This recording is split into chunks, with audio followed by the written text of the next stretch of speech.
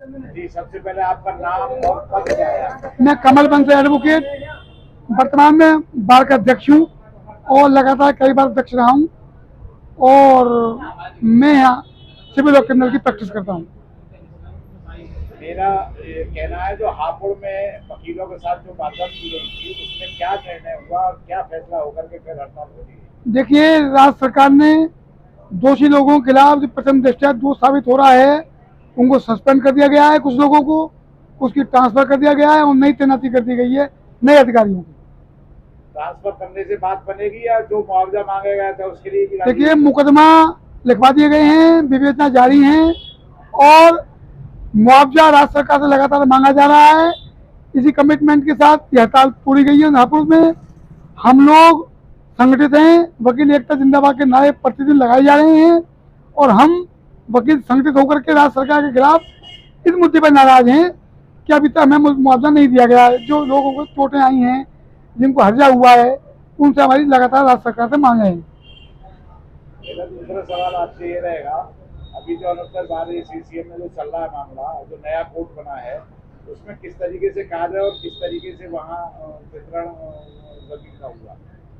Chambers का वितरण विधिवत किया जा रहा है। एक कमेटी बना दी गई है जिसमें करीब 12 लोग शामिल हैं। वो कमेटी रिपोर्ट देगी हमको और उसके बाद में हम चैम्बर का बंटन कर देंगे। हमारे सचिव साहब सचिव हैं जयप्रकाश शर्मा और हम लोग दोनों मिलकर के पूरी बार का उत्थान विकास की बात करते हैं। रही अधिकारियों की बात, जुडिशरी अफसर बहुत बढ़िया है, हमारे दोनों गजब के अधिकारी हैं। हमारे रेवेन्यू में भी बढ़िया अधिकारी हैं, प्रशासनिक में भी पुल भी बढ़िया है हमारे यहाँ, सभी लोग बढ़िया चल रहा है हमारे यहाँ, कहीं कोई विवाद नहीं है। जवान मूवी के बारे में कुछ कहेंगे आप? इस बारे में जवान मूवी जो आई है, वो मूवी हमारे द्वारा देखी नहीं गई है, केवल सुना गया है। और कुछ कहना चाहेंगे? बस लोगों का कल्याण हो, वकील इस भावना से काम करें और सबका भला हो, सबका भला होता रहे, यही हमारा निर्देश है। बहुत बहुत धन्यवाद आपसे बात करने का। सबसे पहले आपका पद क्या है? मैं जावेद अख्तर एडवोकेट हूँ और बार एसोसिएशन अनुच्छेद का प्रवक्ता हूँ।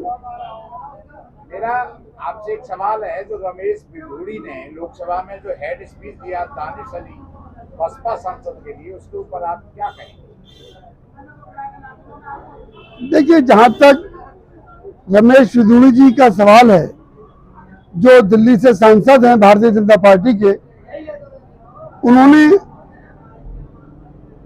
जिस भाषा का इस्तेमाल किया है उसकी जितनी निंदा की जाए वो कम है।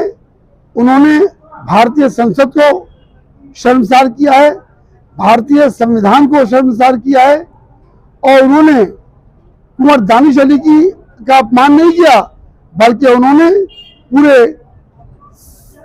संसद का अपमान किया है।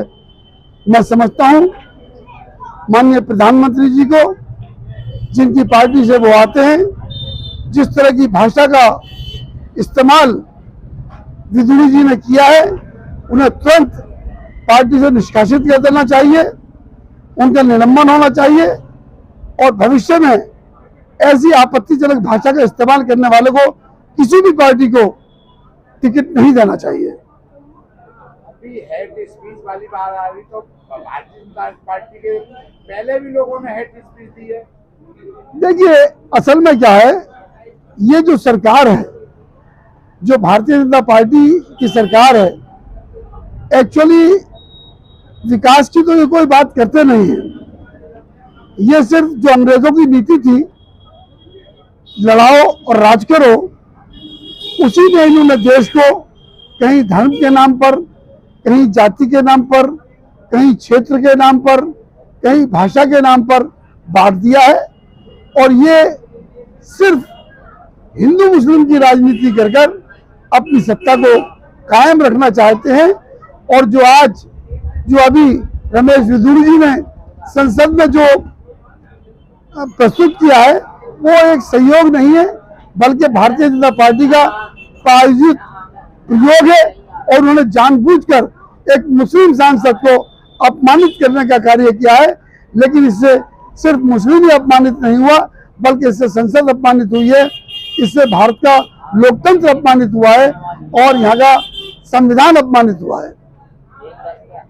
देखिए, अभी जो लोकसभा में ये शब्द कहे वो हेड स्पीच के नाम पे, एक महात्मा और थी और एक राम भद्राचार्य जो 10 करोड़ का इनाम देते हैं किसी गलत करने पर, स्वामी प्रसाद मौर्य का, उसके बारे में आप क्या कहेंगे?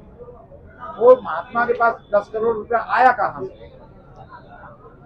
एक्चुअली ये सब जो हेट स्पीचें चल रही हैं सरकार के संरक्षण में चल रही हैं और सरकार जानबूझकर एक प्रोपेगेंडा के तहत, एक साजिश के तहत ऐसी स्पीचेस अपने अंधभक्तों से दिलवाते हैं ताकि समाज के अंदर एक नफरत की हवा चले और इस नफरत का फायदा जो है भारतीय जनता पार्टी की जो सरकार है वो उठाना चाहती है। भारतीय जनता पार्टी पहले हिंदू और मुस्लिम की बात करती थी, अब सनातन और मोमडन की बात करती है। ये सनातन बीच में कहाँ से गुजर दिया, हिंदू कहाँ गया? देखिए, एक्चुअली सनातन और हिंदू अभी फर्क पैदा हो गया, क्योंकि हिंदू को तो ये सबको मानते थे, अब सनातनी, अब देश के अंदर सनातनी को भी उन्होंने बांट दिया। हर व्यक्ति तो सनातनी नहीं है, हर व्यक्ति तो सनातनी नहीं है भाई। पहले इन्होंने नारा दिया कि देश में हिंदू खतरे में है। बताइए, देश का प्रधानमंत्री हिंदू, देश का राष्ट्रपति हिंदू, देश का चीफ जस्टिस हिंदू, रक्षा मंत्री हिंदू, वित्त मंत्री हिंदू, यानी सारे जितने टॉप सीक्रेट पद हैं देश के अंदर, डीजीपी हिंदू, सारे हिंदू हैं। अगर इन हिंदुओं के राज में भी अगर हिंदू खतरे में है तो इससे तो फिर मुगलों का शासन अच्छा था, जब मुसलमानों का राज था हिंदू खतरे में नहीं था। तो इन्हें सत्ता से हट जाना चाहिए इन हिंदुओं को। नहीं, अब सनातन धर्म पे आ गए हैं। देखिए, ये सब इनकी सोची समझी साजिश है। ये सिर्फ मुद्दे बनाते हैं, ये मुद्दे कहीं होते नहीं है, इनके ही द्वारा प्रायोजित तरीके से ये मुद्दे बनाए जाते हैं। सनातन में कोई मुद्दा नहीं है। बहुत बहुत धन्यवाद आपका बात करने